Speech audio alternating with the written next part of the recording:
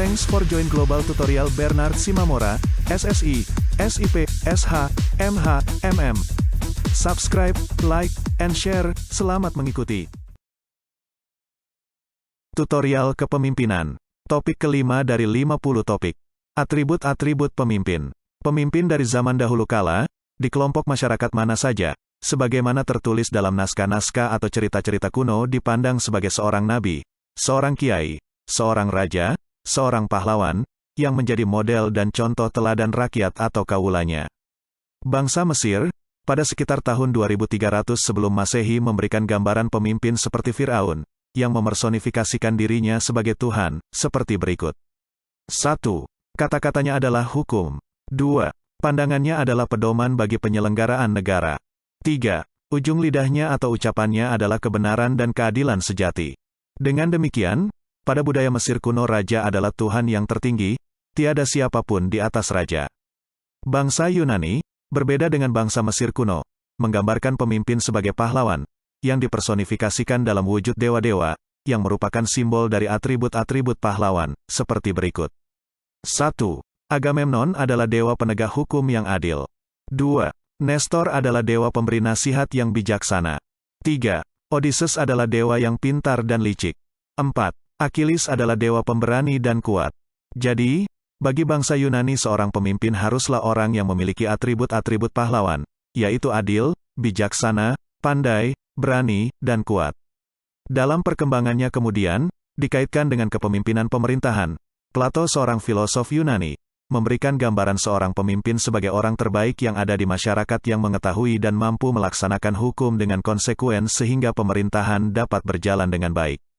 Aristoteles, filosof Yunani yang lain, menggambarkan pemimpin dikaitkan dengan politik sehingga seorang pemimpin harus memiliki pendidikan dan pengetahuan tentang ilmu politik. Pada masyarakat Jawa, Kerajaan Mataram, seorang pemimpin dipandang sebagai wakil Tuhan di dunia yang bertugas untuk mengatur tata kehidupan di dunia, masyarakatnya. Itulah sebabnya, gelar Raja-Raja Mataram adalah Sayyidin Panatagama Kalifatullah ing Tanah Jawa, yang artinya orang terhormat atau terpilih yang menjadi wakil Tuhan untuk menata Tanah Jawa sesuai sendi-sendi agama. Oleh karena wakil Tuhan maka kata-katanya adalah merupakan hukum, pedoman, peraturan atau perintah Tuhan yang harus dipatuhi. Sabdo Pandito Ratu. Machiavelli, seorang sosialis yang sangat pragmatis, menggambarkan pemimpin sebagai orang yang harus memiliki kesiapan, keteguhan, dan kemampuan memelihara kekuasaan, otoritas, dan keteraturan di pemerintahan. Oleh karenanya, seorang pemimpin haruslah orang yang sangat kuat.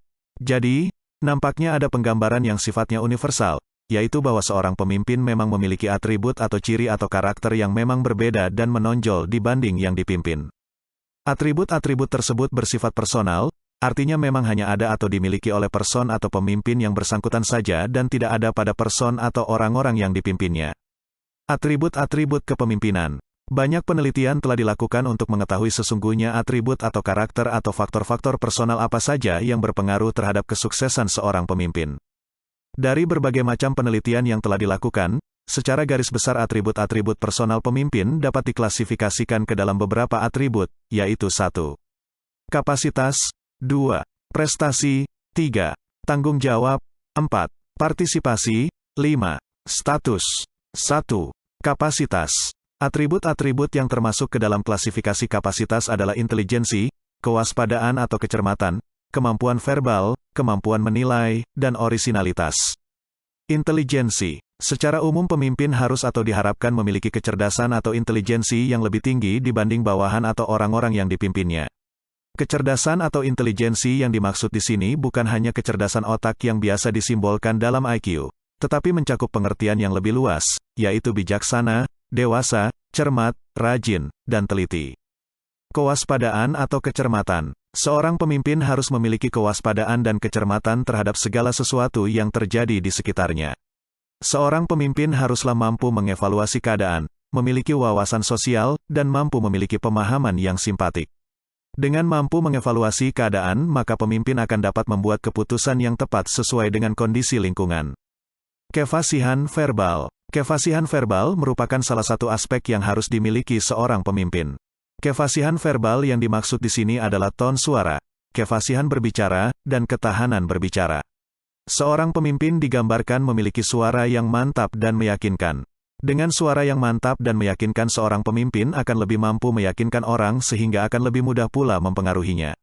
Seorang pemimpin harus mampu berbicara secara lancar, tidak terbata-bata, sistematis, dan secara terus-menerus harus dapat menunjukkan sikap yang sopan dalam jangka waktu berbicara yang lama. Kemampuan menilai dan membuat keputusan. Seorang pemimpin harus mampu melakukan penilaian dengan tepat untuk kemudian membuat keputusan yang tepat pula. Salah satu tugas seorang pemimpin adalah membuat keputusan. Untuk dapat membuat keputusan, maka seorang pemimpin harus mampu melakukan penilaian dengan tepat. Untuk dapat membuat penilaian yang tepat, maka seorang pemimpin harus memiliki kemampuan untuk menilai keadaan sehingga yang diambil adalah keputusan yang tepat sesuai dengan kebutuhan dan kondisi lingkungan yang ada. Originalitas. Seorang pemimpin digambarkan sebagai seseorang yang memiliki kemampuan menyampaikan ide-ide atau gagasan-gagasan yang orisinal atau asli darinya, bukan gagasan orang lain. Kemampuan ini berhubungan dengan tingkat kecerdasan dan wawasan, artinya makin cerdas dan luas wawasannya, makin banyak pula kemampuannya menghasilkan gagasan-gagasan orisinal. 2.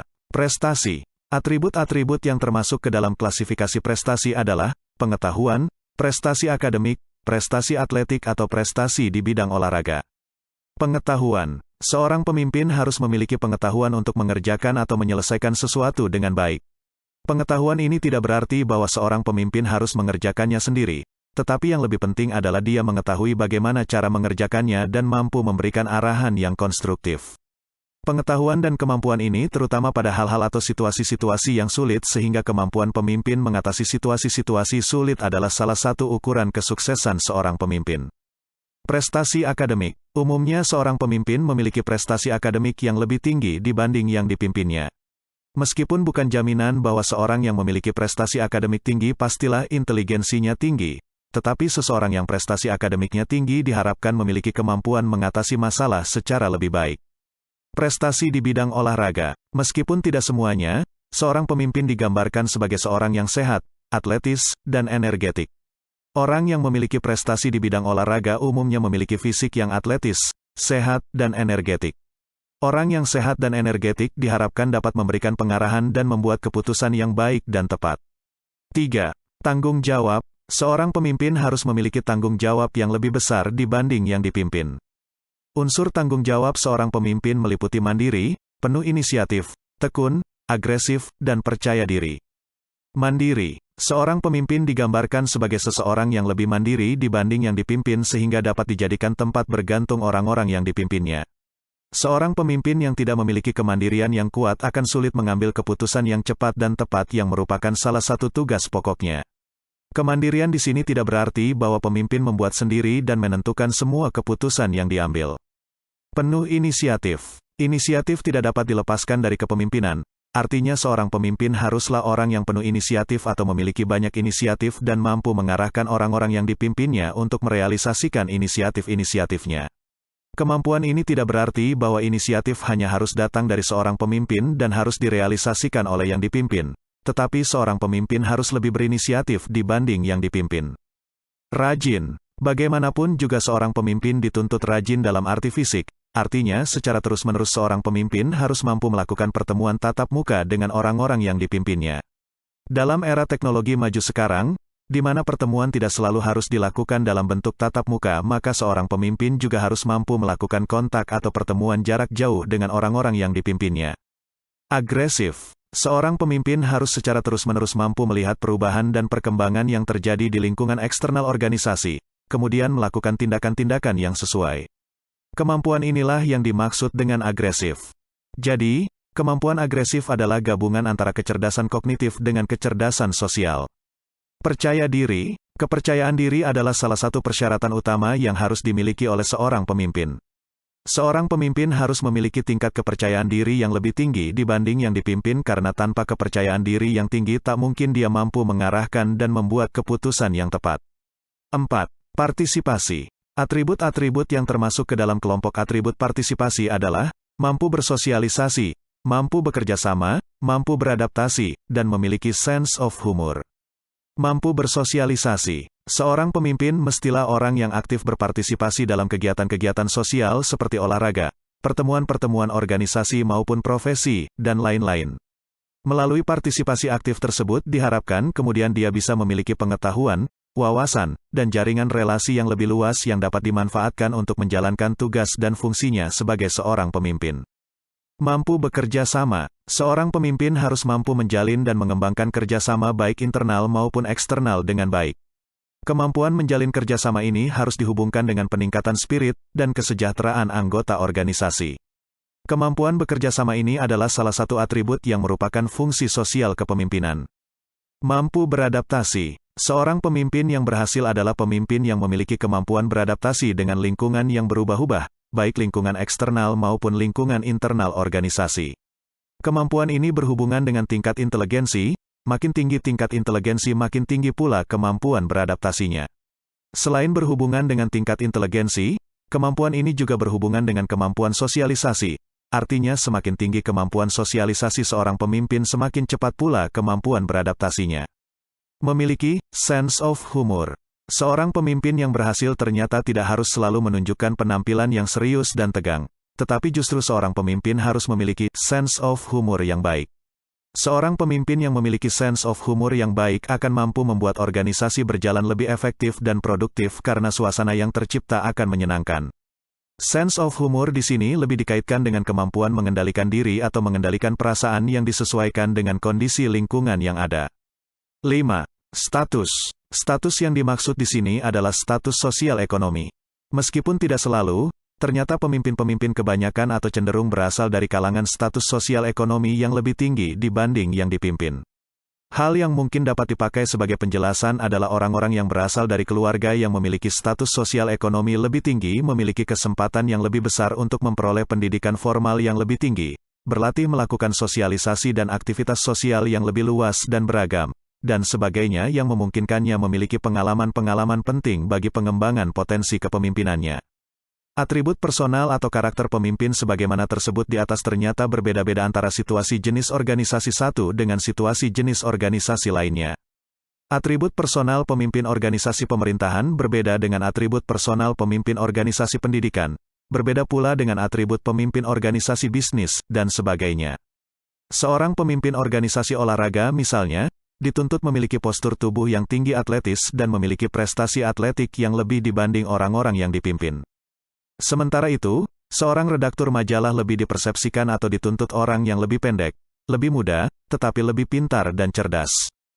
Seorang pemimpin grup lawak tidak dituntut memiliki postur tubuh tertentu, tidak perlu berasal dari keluarga terpandang atau kaya, dan tidak perlu memiliki tingkat inteligensi yang tinggi sebagaimana yang dituntut pada seorang redaktur majalah, tetapi harus memiliki sense of humor yang tinggi. Contoh-contoh lain dapat kita perhatikan di sekitar kita.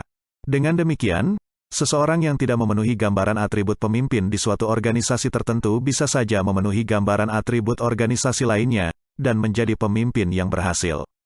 Itulah materi topik kelima tutorial kepemimpinan. Channel ini akan sangat membantu masyarakat umum dan para mahasiswa yang sedang atau ingin kuliah di perguruan tinggi manapun di Indonesia. Ratusan video tutorial S1 Ilmu Hukum, S1 Ilmu Pemerintahan, S1 Ilmu Komunikasi, S1 Ilmu Manajemen, S1 Ilmu Administrasi dan lainnya disajikan. Video tutorial dituturkan dan disubtitelkan agar dapat ditonton, dibaca sambil didengarkan. Jangan khawatir jika tidak langsung paham. Untuk pemahaman yang lebih baik, putar dan dengarkan video tutorial berulang-ulang. Subscribe dan like, agar Anda mendapatkan update tutorial lainnya. Bagikan juga link video ini, agar teman lain juga mendapatkan manfaat channel ini.